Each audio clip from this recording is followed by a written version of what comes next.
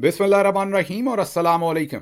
22 दिसंबर पाकिस्तान में पीर की शाम और सबसे पहले time tracker Asim Munir de facto form 47 military raj day 23। याद दहानी, अगर अभी तक इस यूट्यूब चैनल को सब्सक्राइब नहीं किया तो ज़रूर कीजिए ताकि आप हमारी आवाज़ को मजबूत बना सकें। आज की अहम खबरों में सबसे पहली बॉम्बशेल स्टोरी, कौन बनेगा करोड़पति। मैं इंडियन शो की बात नहीं कर रहा, मैं रियल लाइफ में कौन बनेगा करोड़पति मतलब कौन बनेगा अगला DGISI उसकी बात कर रहा हूँ। इस वक्त भरपूर फील्डिंग लग गई है और तज्जिए और इत्तलाएँ और ज़राए क्लेम कर रहे हैं कि फैसल नसीर जो DGC हैं उनके खिलाफ भरपूर किस्म की फील्डिंग लग गई है। DGC कौन होता है? आम बहुत सारे लोगों को तो पता है DGC कौन होता है, लेकिन जिनको नहीं पता उनको बता देता हूँ। अक्सर आप ये बात सुनते हैं, सारी फ़ौज ये करती है, आधी फ़ौज ये करती है। आपको आज बता देते हैं कि फ़ौज अमूमी तौर पर ये जो मार दाड़ का काम है, ये सारी फ़ौज तो नहीं करती। जो बन्नू में अपनी ड्यूटी कर रहा है, जो कहीं कश्मीर में कर रहा है, हाँ उसकी ड्यूटी लगाएंगे तो वो भी कर देगा, क्योंकि उसने यस सर कहना है, कमांड को उसने पूरा करना है। खैर से उसने ये तो सोचना नहीं कि आइनी कानूनी जो है वो मामला इसके अंदर क्या है। वैसे पाकिस्तान का आइन और कानून ये कहता है कि उन्हें सोचना चाहिए, सुप्रीम कोर्ट के फैसले हैं दो कि उन्हें सोचना चाहिए, लेकिन अमूमी तौर पर यस सर कह के वो काम कर दिया जाता है। लेकिन जो आर्मी चीफ्स हैं वो सियासत को कंट्रोल करते हैं अमूमी तौर पर ISI के थ्रू। हाल ही में जो चंद पिछले आर्मी चीफ हैं उन्होंने मिलिट्री इंटेलिजेंस को भी अब ज़रा बड़ा करते जा रहे हैं वो वक्त के साथ। अगर पहले फ़र्ज़ करें ISI में, मैं एक एग्जांपल के तौर पे कह रहा हूँ कि 10 बंदे होते थे, उसकी पूरी जो नफरी थी, तो पिछले 10-20 सालों में इन्होंने 10 को जो है वो 500 कर दिया। मतलब उसको एक्सपोनेंशियल ग्रोथ उसके अंदर की है। और उसी वजह से अगर आप देखें तो कारोबार हो, एक्टर हों, क्रिकेटर हों, कुछ भी हो, सब चीज़ों के ऊपर आर्मी चीफ का मुकम्मल कब्जा हो गया। कभी कभार ऐसा भी होता है कि जो DGISI होता है, जो ISI का हेड होता है, वो कभी कभार आर्मी चीफ के भी खिलाफ काम कर देता है, लेकिन ये सिर्फ तब होता है जब दूरों दूरों अखियां मारे मुंडा पटवारी दा। जब मतलब कहने का ये है कि अब DGISI की बाहर बड़े साहब इंटरनेशनल इस्टेब्लिशमेंट के साथ आर्मी चीफ बनने की मामला तय हो जाएं, तो फिर वो कई दफ़ा मुशर्रफ साहब के साथ जो हुआ था और मामलात में आप देख सकते हैं कि आर्मी चीफ जो DGISI होता है वो अपने ही आर्मी चीफ के खिलाफ कई दफ़ा काम कर जाता है। लेकिन ये बहुत रेयर होता है। अमूमी तौर पर सारी पकड़ वन मैन शो होता है मिलिट्री के अंदर, आर्मी के अंदर, और अभी भी है। आसिम मुनीर साहब का भी वैसे भी होता है, और जो आर्मी चीफ चाहता है वही होता है। माजी में बेनज़ीर साहबा ने एक रिटायर्ड जनरल को DGISI कल्लू साहब को लगाने की कोशिश की, लेकिन आर्मी चीफ उस वक्त के नहीं माने। लग तो गए वो, लेकिन उनको चलने नहीं दिया और वो नतीजा जो है वो ख़राब निकला था। हालांकि जो ISI है उसको बिल्कुल जैसे अमेरिका में CIA का हेड जो है वो कोई भी किसी को भी लगा सकता है, जो अमेरिकी सदर है वो इवन सिविलियन को भी लगा सकता है। लेकिन आर्मी चीफ हमेशा चाहते हैं कि यूनिफॉर्म के अंदर एक लेफ्टिनेंट जनरल ही उसे लीड करे और नीचे भी यूनिफॉर्म के अंदर ही मेन लोग कलीदी किरदारों पर हों, ताकि आर्मी चीफ अपने इस ऑर्गन से, इस एग्जीक्यूशन आर्म से, क्योंकि ये सारी जो मार धाड़ करता है ना आर्मी चीफ, ये बाकी ये नहीं है कि ये सिंध रेजिमेंट तो बलोच रेजिमेंट तो वो सारा ये कर रहे होते हैं। वो तो अपने तोपे शोपे साफ करते हैं, अपने जो है वो मोर्चों के ऊपर हैं, अपने बाकी काम कर रहे हैं। हाँ, उनको भी मौका मिले या कमांड मिले तो वो गलत काम कर जाते हैं उनमें से भी लोग, मैं उनकी सफाई नहीं दे रहा, लेकिन आपको बताना चाह रहा हूँ कि बाकी फौज अपने काम कर रही है। ये जो आर्मी चीफ सियासतदानों की वीडियोस बनवाना, कंट्रोल करना, अगवा बराए बयान, फाइलें बनाना, पार्टियां छुड़वाना, तड़वाना, इलेक्शन रिगिंग करवाना, फॉर्म 47, जर्नलिस्टों को उठाना, ये सारे काम जो हैं ये ISI के थ्रू होते हैं। और ISI के अंदर एक पोजीशन होती है DGC, मेजर जनरल को यूजुअली लगाया जाता है। ये जो DGC होता है इसी के ज़ुम्मे होता है सारा सियासी मामला। इसी का जो पंजा होता है वो सियासतदान के गिरेबान पर आता है, उसे चुका जाता है, उसको फेंटा लगाया जाता है अगर ज़रूरत हो। तो सारा जो सियासतदानों को हैंडल करने का काम होता है वो जैसे होते हैं ना माहिर अमराज कल्ब, तो ये जो सियासतदानों के उन्होंने माहिर अमराज बनाए हैं, देखें क्या हालत है कि हम अपने ऊपर ही हंस रहे हैं, वो DGC होता है। जब हमारी हुकूमत गिरी तो उसकी थोड़ी देर के बाद ही जो फैसल नसीर साहब हैं उनको DGC लगाया गया। पहला शिकार मैं बना था, उन्होंने मुझे ही उठाया था। वजह शोहरत उनकी ये थी कि वो बलूचिस्तान से आए थे और वहाँ पर वो जो हार्डन किस्म के दहशतगर्द थे उन्हें वो मार मार के उनसे मामलात उगलवाते थे। तो उनके बारे में ये था कि जो फैसल नसीर साहब की चक्की में से गुजर गया वो टूट गया। तो बहुत ही ज़्यादा वो आप ये कहें कि मशहूर हैं कि वो बहुत ज़्यादा उनके बारे में ये तासर है, उनके बारे में ये सोच है लोगों की कि वो बहुत ज़्यादा सख्त गिर हैं, बहुत ज़्यादा तशद्दुद करवाते हैं, और तरस नाम की कोई बात नहीं। फिर जो लोग उन्हें मिलते हैं वो कहते हैं कि उनकी जो दूसरी पर्सनैलिटी ये है कि वो बार्गेन और आपको मतलब कैरेट की पॉलिसी भी उनके पास है। वो लेन देन भी आपके साथ, मतलब लेन देन का मतलब है कि जो एक सियासी मनूवरिंग है वो भी वो कर लेते हैं। तो मैंने तो अपनी आंखों से देखी भी, हमारे अपने कुछ मीर जाफ़र, मीर सादिक बने हमारी अपनी पार्टी में, जिनका काम नहीं था, लेकिन वो उन्होंने मुझे, खैर एक ने तो जब मैंने उसे कन्फ्रंट किया तो उसने खुद ही बता दिया कि जी मैं मिलता रहा हूँ फैसल नसीर साहब से, और उन्होंने ही मुझे कहा था कि ये काम ऐसे नहीं करना, ऐसे करना है। ये उनका क्लेम है, अब हो सकता है वो फैसल नसीर का नाम इस्तेमाल कर रहे हों, किसी और से मिले हों, लेकिन उन्होंने कम अज़ कम मुझे क्लेम किया, क्योंकि जब मैंने उन्हें कन्फ्रंट किया कि आप ये गलत काम क्यों कर रहे हैं, तो उन्होंने खुद कहा कि मेरी मुलाकात हुई और उन्होंने मुझसे वादा किया था कि इमरान खान साहब 15 दिन महीने में रिहा हो जाएंगे, इसलिए मैंने ये काम किए। मैंने खैर उनको तब भी ये रिक्वेस्ट की जिनको मैं कन्फ्रंट कर रहा था कि ये आपका काम नहीं है, लेट खान साहब डिसाइड कि उन्होंने किसी से बात करनी है कि नहीं, आपकी जितनी जिम्मेदारी है आपको वो काम करना चाहिए। वो खैर अलग कहानी है। अब जो फैसल नसीर साहब हैं, उनके ऊपर फील्डिंग लग गई है, और बड़ी सख्त किस्म की फील्डिंग लगी है, क्योंकि ये सारे सख्त गिर काम करने और मार धाड़, जो आप ये कहें कि तशद्दुद या मनूवरिंग, ये जो सारे इल्ज़ामात उनके ऊपर हैं फैसल नसीर साहब के ऊपर। अच्छा, ये ज़हन में रहे कि ये जो हम इल्ज़ामात, तासर, ये सारे लफ्ज़, क्योंकि मेरे पास कोई कागज़ नहीं है ना, कल को ये भी पहुंच जाएंगे वो राशिद नसीर साहब की तरह अदालत में कि ये गिल साहब के ऊपर सू करना है अमेरिका की अदालत में आके, इन्होंने मेरे पे ये इल्ज़ाम लगा दिया। तो आप मुझे बताएं मैं कहाँ से ये सबूत दूंगा वहाँ पर कि फ़लाँ से इनकी मुलाकात हुई थी। अब वो जिससे हुई थी उसने तो मुझे खुद बताया हुआ है, उस वक्त वो भी मुकर जाएगा, तो मैं भुगत रहा हूँगा फिर वहाँ पर केस। तो इसलिए ये ज़हन में रखिए कि जब तक आपके पास हतमी कोई चीज़ प्रूफ करने की नहीं है, डॉक्यूमेंट नहीं है, तो आप, जाहिर है फिर आपको लीगल वर्ड्स जो हैं वो बहुत केयरफुली इस्तेमाल करने पड़ते हैं। इसलिए ये जहन में रखा कीजिए कि मैं बहुत क्लियर कर देता हूँ आपको, जब मेरे पास कोई डॉक्यूमेंट होता है, जब कोई फैक्ट होता है, या जब कोई ओपिनियन होता है, तो ये हमारा तासर, ओपिनियन और तज्जिया है जो हम आपके सामने रख रहे हैं। अब फैसल नसीर साहब बहुत ज़्यादा पसंदीदा थे। दूसरी तरफ जो मिलिट्री इंटेलिजेंस के जो दूसरी तरफ वाजिद अजीज़ साहब हैं, वो भी बहुत ज़्यादा, उन्होंने भी अपना काम चुक के रख दिया। वो आपको पता ही है पिछले दिनों कैसी कैसी स्टोरीज आई। तो फिर ये स्टोरी आई कि दोनों की आपस में लड़ाई शुरू हो गई, दोनों ने एक दूसरे के ऊपर, उसने उसका बंदा उठा लिया, उसने उसका बंदा उठा लिया। फिर स्टोरी ये आई कि शायद दोनों ने जाकर एक दूसरे की फाइलें भी आर्मी चीफ के सामने रख दी। फिर स्टोरी ये आई, आपने देखा कि जो लोग जिनके बारे में तासर है कि वो फैसल नसीर साहब के बहुत करीब हैं, जैसे फैसल वाडा और दूसरे, वो ज़रा मंजर से गायब हो गए। फैसल नसीर साहब भी ज़रा मंजर से गायब हो गए, बैक एंड पर चले गए।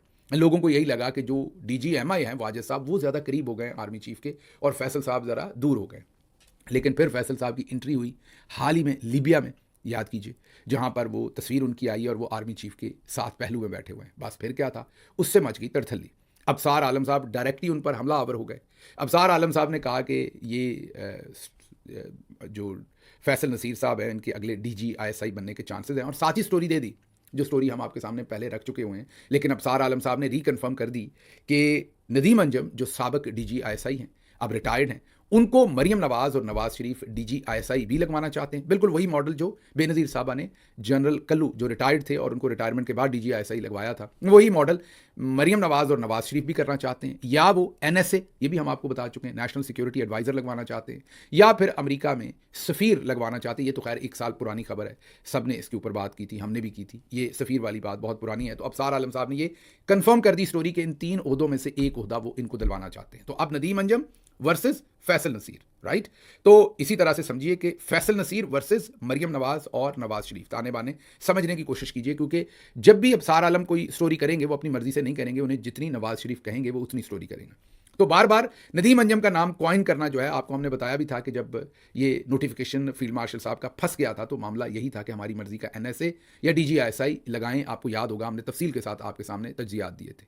DGISI के लिए एक नाम था मिलिट्री के अंदर से, टॉप ऑफ द लाइन जो जनरल साहब थे, ज़राए क्लेम करते थे कि नुमान ज़िक्रिया साहब का नाम जो था वो आ रहा था वॉइस आर्मी चीफ के लिए, और एक और शख्सियत थे उनका नाम DGISI के लिए नून लीग भी समझ रही थी कि इनका अगर हो जाए तो ठीक है। साथ नदीम अंजम साहब का नाम भी दिया हुआ था, और आर्मी चीफ भी शायद उस नाम के ऊपर अग्री थे, लेकिन बाद में चीज़ें फिर तलपट हो गई।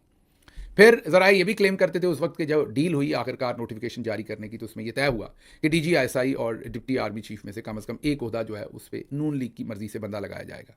अब वो तो अपॉइंटमेंट हुई नहीं। आर्मी चीफ खुद भी आर्मी चीफ बन गए, फील्ड मार्शल भी बन गए, चीफ ऑफ डिफेंस फोर्सेस भी बन गए, और उन्होंने किसी को वाइस आर्मी चीफ भी अभी तक नहीं लगाया। अब ऐसी सूरत हाल में अबसार आलम साहब ने एक दफ़ा फिर धमाका किया है और ये कहा है कि जी नदीम अंजम साहब के लिए ये रिक्वायरमेंट थी जो कि डिनाई कर दी गई। अब अगर डिनाई कर दी गई थी तो नवाज शरीफ साहब के घर का सहाफ़ी इस बात का जिक्र अब क्यों करेगा? जिक्र अब इसलिए कर रहा है कि दोबारा ये क्वाइन किया जा रहा है, मतलब इनडायरेक्टली नवाज शरीफ दोबारा अपना मुतालबा पब्लिक हेमिस्फेयर के अंदर रख रहे हैं आर्मी चीफ के सामने कि हमारा काम करो जो आपने वादा किया हुआ है। अब ज़रा आगे चलते हैं। अब आज क्या हुआ है, ये सारी बात आपको सुनाने का मकसद आज क्या था कि किसने बनना है। आज ये हुआ है कि मुन्ना मुनीब जो है उन्होंने कल एनालिसिस करते हुए एक अकाउंट जो बहुत देर से अमार सुलंगी नाम का अकाउंट था, बड़े डेंजरस किस्म के ट्वीट करता था। कोई फैसला अदालत का आना होता था तो सबसे पहले ही तफसीली फैसला जारी कर देता था वो अकाउंट। पीटीआई को गालियाँ देना और बहुत सारी अंदर की इन्फॉर्मेशन लीक करना, वो बहुत देर से वो अकाउंट इस तरह के ट्वीट्स करता था जिससे ये वाजे होता था कि ये अकाउंट जो है ये किसी न किसी आईएसआई के बंदे से रिलेटेड है। बहुत सारे लोग ये कहते थे, दावा करते थे कि ये अकाउंट फैसल नसीर साहब ओन करते हैं। मुन्ने मुनीब फारूक साहब ने इसमें कोई पर्दा ही ना छोड़ा और उन्होंने सीधा ही कह दिया कि ये अकाउंट आईएसआई डील करती है। हालांकि एक फेक अकाउंट बना हुआ था अमार सोलंकी के नाम से। उन्होंने उस अकाउंट की लुंगी उठा दी। मुनीब फारूक ने कहा कि ये अकाउंट जो है ये आईएसआई डील करती है और फैसल नसीर साहब ने इस पर से ये ट्वीट कर दिया। उन्होंने ये एनालिसिस दे दिया, मतलब कि उन्होंने फैसल नसीर साहब का जो कवर था, जो नकाब था, वो उसके ऊपर से उड़ा दिया। अब एक तो ये लगता है कि मासूमियत में अपनी तरफ गोल कर गए। हमारा एनालिसिस और हमारे सूत्र ये कहते हैं कि नहीं। जो दूसरी तरफ पार्टी फैसल नसीर के खिलाफ लगी हुई है कि वो आर्मी चीफ ना बने, अपना डीजीआईएसआई ना बने, वो लोग हैं जिन्होंने इनसे ये कवर उड़वाया। खैर फिर क्या था, सोलंकी साहब जो अमार सोलंकी का अकाउंट था जिसके बारे में अब मुन्ना मुनीब कह चुके हैं कि ये फैसल नसीर का अकाउंट था, वो अकाउंट अब डिलीट हो गया और उसके साबिक सारे ट्वीट भी फारिग हो गए। लेकिन लोगों के पास स्क्रीनशॉट हैं जिसमें गंदी गालियां और पता नहीं क्या कुछ सारी अंदर की इन्फॉर्मेशन ये अकाउंट ट्वीट करता रहा है। एक किस्म का ये एक गुमनाम चेहरा था आईएसआई का और आईएसआई की तरफ से बयानियां बनाता था ये अकाउंट, और आज मुन्ने मुनीब ने उनका कवर उड़ा दिया। दूसरी तरफ अबसार आलम साहब ने भी खुल के हमला कर दिया है फैसल नसीर साहब के ऊपर नाम लिए बगैर। उन्होंने कहा है कि आप मुझ पर हमले कर रहे हैं, क्योंकि आखिरी ट्वीट जो अमार सोलंकी अकाउंट से हुआ था वो खुलकर ही हो गया था, जिसमें उन्होंने कहा कि मैं डीजीआईएसआई बनूं या ना बनूं, मैं मेरी प्रमोशन हो या ना हो, तुम्हें इससे क्या लेना देना है, तुम्हारी तो समा वालों ने तनख्वाह जो है वो कम कर दी। उस पर जो ये अमार सोलंकी अकाउंट से ट्वीट किया गया उस पर अबसार आलम ने भी वापस हमला किया कि आप मेरे से बदतमीजी कर रहे हैं, मैंने तो शाइस्तगी के साथ बात की। मतलब वो भी फैसल नसीर के साथ डायरेक्ट हो गए। इस तफसील में मैं ज़्यादा नहीं जाता क्योंकि ये कोई इतनी इंपॉर्टेंट बात नहीं है, लेकिन असल इंपॉर्टेंट बात यह है, बात बड़ी लंबी हो गई, लेकिन ये जो घमसान का रन पड़ा हुआ है ये आपको समझना ज़रूरी है। अगर आप आर्मी के अंदर बात करें तो एक तरफ डीजीएमआई जो वाजिद अजीज़ हैं, उनके बारे में ये तासर है कि वो आर्मी चीफ के बहुत करीब हैं, और एक तरफ फैसल नसीर, उनके बारे में तासर है कि जो उन्होंने खिदमात अंजाम दी हैं उसकी वजह से वो आर्मी चीफ के बड़े करीब हैं। ये दो कंटेंडर्स हैं, ये दो एक दूसरे के साथ कंपेटिटर्स हैं जिनके बारे में समझा जाता है कि इनमें से कोई एक डीजीआईएसआई बनेगा, और आर्मी चीफ इन दोनों को इतना ट्रस्ट करते हैं इनमें से किसी एक को बनाएंगे, क्योंकि दोनों स्पाई एजेंसी के अंदर हैं। एक मिलिट्री इंटेलिजेंस के अंदर मेजर जनरल है और एक आईएसआई के अंदर मेजर जनरल है। लेकिन दूसरी तरफ क्योंकि फैसल नसीर हैवी हैंडेड है, वो ज़रा कोटशोट भी चंगी लगाते हैं और वो ज़रा मुझों को ताव दे के बदमाशी से बात भी करते हैं, तासर है उनके बारे में, ये ओपिनियन है लोगों का। इस सूरत हाल में हमारे सूत्र ये कहते हैं कि मरियम नवाज़ और नवाज़ शरीफ उन्हें किसी सूरत नहीं चाहते। इसी तरह से आपके लिए इंटरेस्टिंग बात होगी ये कि मोहसिन नकवी भी उन्हें नहीं चाहते, ये हमारे सूत्र क्लेम करते हैं। और अब सच क्या है वो तो अल्लाह जानता है। अब अगर मोहसिन नकवी भी उनको नहीं चाहते और शरीफ ख़ानदान भी नहीं चाहते, और फिर वाजिद अजीज़ साहब और फैसल नसीर साहब की जो आपस का हंगामा है एक दूसरे के साथ, जिसमें क्लेम किया लोगों ने, इल्ज़ामात लगाए कि इन्होंने एक दूसरे की फाइलें निकाल कर भी आर्मी चीफ को दी और एक दूसरे के ऊपर भी हमलाबाजी और जुमलाबाजी की, तो उसके बाद पहले तो फैसल नसीर बैकएंड में जाते हुए नजर आए। आपको याद होगा फैसल वाडा जो बहुत करीब समझे जाते हैं फैसल नसीर साहब के, वो भी गायब हो गए मंजर आम से। लेकिन अब फिर एंट्री हो गई लीबिया में फैसल नसीर साहब की, तो अब लोग समझ रहे हैं कि शायद उनके चांसेस हैं कि वो डीजीआईएसआई उन्होंने बनना है कि नहीं। लेकिन बहरहाल जो भी बनेगा, ये आप समझ लीजिए कि पूरा जो ये पावर पॉलिटिक्स इस टाइम हो रही है, नून लीग फैसल नसीर को किसी सूरत नहीं चाहती, हमारे ज़राए क्लेम करते हैं। जो मोहसिन नकवी हैं वो नहीं चाहते, दूसरी तरफ ज़ाहिर है वाजिद अजीज़ भी बनना चाहते हैं, वो भी नहीं चाहते कि फैसल नसीर बने। तो मिलिट्री के अंदर भी इस वक्त टग ऑफ वॉर है इस पोजीशन के लिए, और बाहर भी जो मामला हुआ, मुन्ना मुनीब फारूक ने तो लुंगी ही उठा दी उस अकाउंट की। मेरे ख्याल में उन्होंने जो हमला किया है वो एक ऑर्केस्ट्रेटेड है, उसके पीछे एक पूरी मुहिम है, और फैसल नसीर इस वक्त टारगेट में है। फैसल नसीर जिनके टारगेट पर बहुत सारे मासूम रहे हैं, और ये तासर है, लोगों का ओपिनियन है उनकी पोजीशन की वजह से कि उन्होंने बहुत सारे शायद मजालम करवाए हैं, और अब लग रहा है कि वो भी इसी फिक्स में आते जा रहे हैं, और ये तमाम जो इस टाइम पावर पॉलिटिक्स के मेन प्लेयर हैं उन्होंने उनके इर्द गिर्द फील्डिंग लगा दी है। तो कौन बनेगा करोड़पति, अगले दिनों में पता चलेगा। अमार सुलंगी अकाउंट की ये जो लुंगी उठा दी है, इसकी तबाही कर दी है, ये भी आने वाले दिनों में मजीद आपके सामने चीज़ें आएंगी कि ये एकदम से अबसार आलम और मुनीब फारूक उनके ऊपर क्यों उलझ पड़े हैं। अब चलते हैं ज़रा अगली खबर की तरफ। अमाम काबा की पाकिस्तान में आमद। आपको मैंने कहा था यहाँ सब कुछ बेचा जाता है, कुछ चीज़ जो है मज़हब हो, मुल्क की सलामती हो, नेशनल सिक्योरिटी, ज़ाहिर है अंग्रेज़ी में मुल्क की सलामती, या आप ये कहें कि कोई और चीज़, मज़हब की बात, सब कुछ यहाँ बेचा जाता है। और आर्मी चीफ के लिए सब कुछ ही किया जाता है। अब मसला क्या दरपेश है, मैंने आपको पहले दिन भी कहा था कि आप बैरून मुल्क भी देखेंगे, एक काविश होगी। बैरून मुल्क भी काविश ये होगी कि इमरान खान के नाम को आहिस्ता आहिस्ता पीछे करें, थोड़ा बहुत ले भी लेने की ज़रूरत है। शुरू में तो बिल्कुल नहीं लिया गया, फिर बहुत सारा अटैक आया तो फिर थोड़ा थोड़ा अब इमरान खान का नाम लेना लोगों ने शुरू किया, कईयों ने। पर्पज़ ये है कि ये जो शादी ब्याह, मेहंदी, गमी, खुशी, चाय का कप, किटी पार्टी, गॉसिप, हर चीज़ में इमरान खान है पाकिस्तानी डायस्पोरा के, इंटरनेशनली। इसमें से इमरान खान को माइनस करो, ह्यूमन राइट्स लेके आओ। इसमें बेशक अरशद शरीफ शहीद की बात करें, बेशक इसमें अब्दुल सत्तार ईदी साहब के अच्छे काम की बात करें, बेशक शौकत खानम हॉस्पिटल की बात करें, कोई भी बातें करें आप, सलाब जदगान की बात करें, इमरान खान को आहिस्ता आहिस्ता ज़रा पीछे करें। ये ऑब्जेक्टिव दिया गया इंटरनेशनली भी बहुत सारे लोगों को और पाकिस्तान के अंदर भी। उस काम के लिए आप देखें कि जो भी इन्हें ऐसी कोई अपॉर्चुनिटी मिलती है कि जिसमें ये उसे आउट ऑफ प्रोपोर्शन ब्लो कर सकते हैं ताकि इमरान खान लोगों को नज़र ना आए। ऐसे ना एक लाइट है या कोई चीज़ है तो आप उसके करीब बड़ी लाइट जला दें तो वो आपको नज़र नहीं आएगी। ये इनकी स्ट्रैटेजी है। ज़ाहिर है इसमें ISI के कलीदी लोग शामिल होंगे, ISPR के कलीदी लोग शामिल होंगे।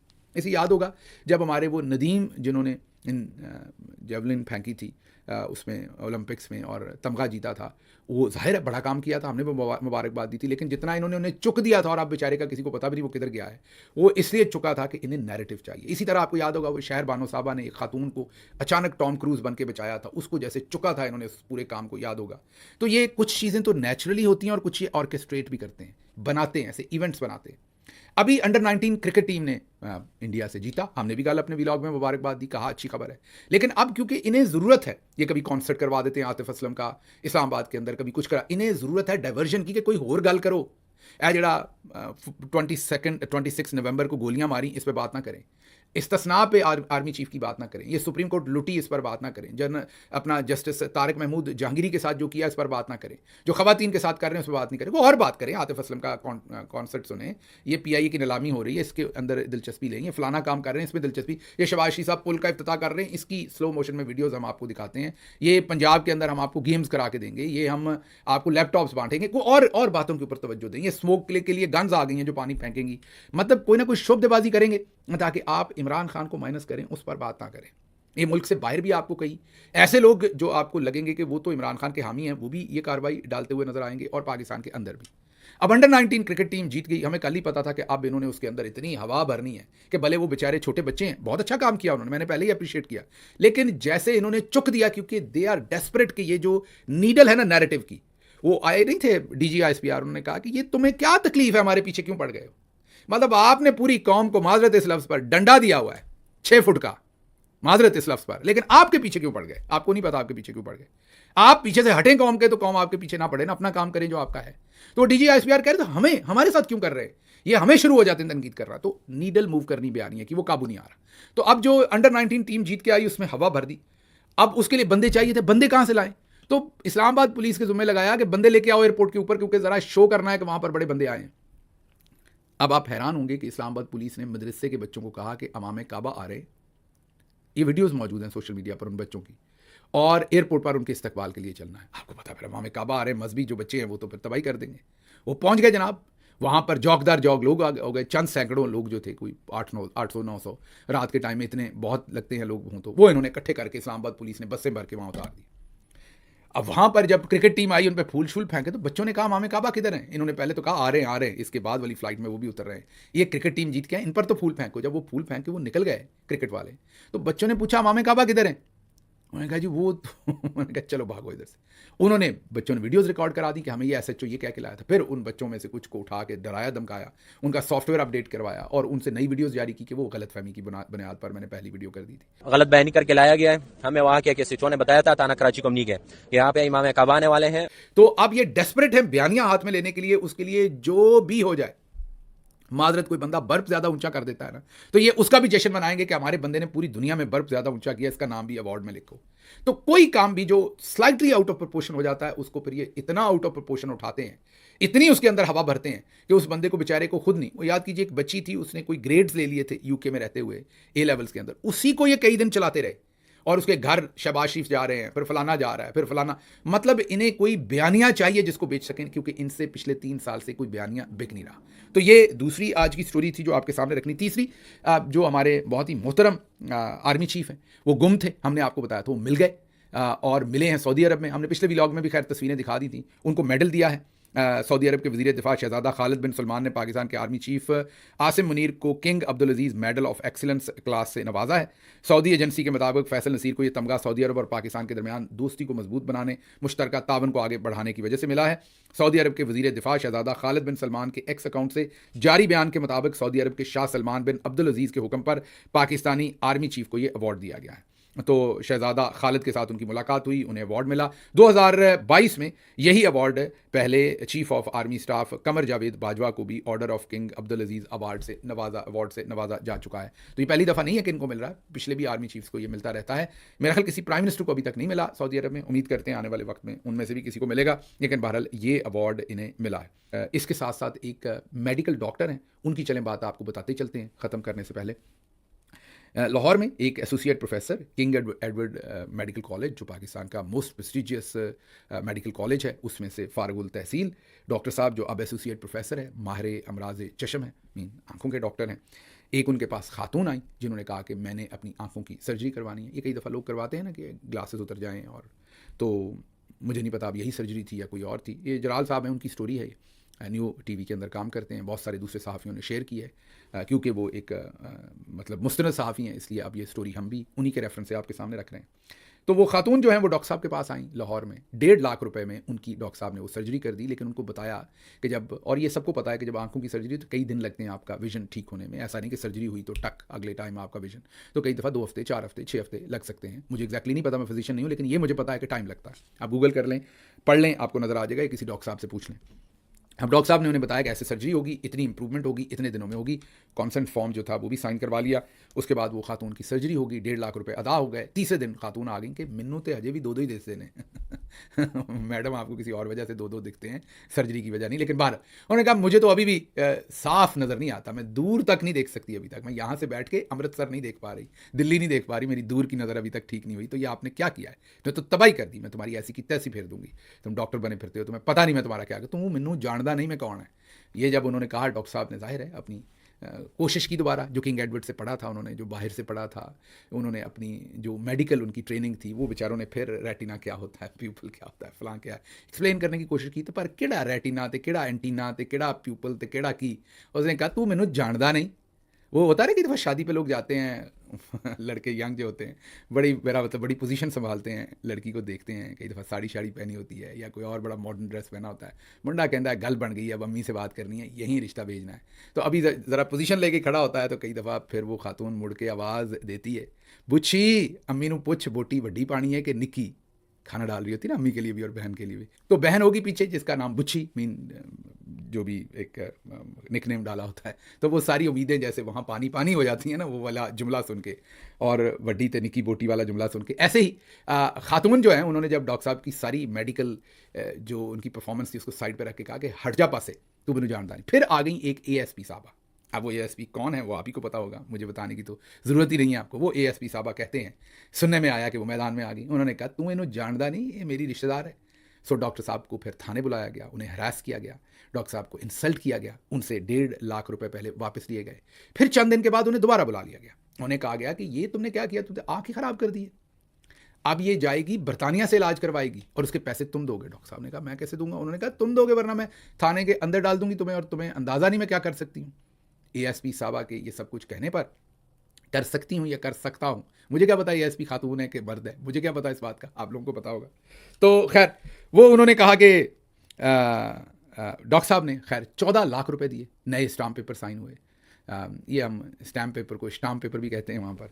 तो वो नए साइन हुए, मुआहदे हुए नए। डॉक्टर साहब से 14 लाख रुपए निकलवा के वो खातून का रिटर्न टिकट भी दिया डॉक्टर साहब ने। वो उन्होंने जाके बरतानिया से फिर पता नहीं दूरों दूरों अखियाँ मारे मुंडा पटवारी दा, अब उन्होंने वहाँ पर जाके आंखों का इलाज किया। तब तक उनकी आंखें खुद ही ठीक हो गई, ये मुझे नहीं पता। लेकिन ये अंधेर नगरी वहाँ पर पाकिस्तान के अंदर इस वक्त चल रही है। ये इस मुल्क में ये क्या हरामीपन हो रहा है। मुझे यहाँ से इजाज़त दीजिए। अल्लाह आपका हामी नासिर हो। पाकिस्तान जिंदाबाद। बिस्मिल्लाहिर्रहमानिर्रहीम और अस्सलाम वालेकुम। 22 दिसंबर पाकिस्तान में पीर की सुबह और सबसे पहले time tracker Asim Munir's de facto military raj day 23। याद दहानी, अगर अभी तक इस YouTube चैनल को सब्सक्राइब नहीं किया तो ज़रूर कीजिए ताकि आप हमारी आवाज़ को मजबूत बना सकें। अब चलते हैं आज की अहम खबरों की तरफ। काफ़ी सारी अहम खबरें हैं। एक तो पीआईए की प्राइवेटाइजेशन और उससे मिला हुआ घोटाला जो है वो आपके सामने रखेंगे। उसके साथ ही साथ फील्ड मार्शल आसिम मुनीर पिछले 3 दिन से गायब हैं, उनका जहाज़ भी गायब है। सुराग लगाने की कोशिश करेंगे कहाँ हैं और क्या कर रहे हैं। फिर Marco Rubio, field marshal Asim Munir और इसहाक डार दोनों एक दूसरे के तकरीबन मुखालिफ स्टेटमेंट्स दे रहे हैं, लेकिन अंदर से कार्रवाई एक ही डाल रहे हैं। उस पर भी कुछ बातचीत करेंगे। नवाज शरीफ और मरियम नवाज फिर से कोशिश कर रहे हैं कि नदीम अंजम साहब को कोई ओहदा दिलवाया जाए। ये सारा कारनामा क्या है, इस पर भी बात करेंगे। लेकिन सबसे अहम हमने आपको एक खबर देनी है कि जैसे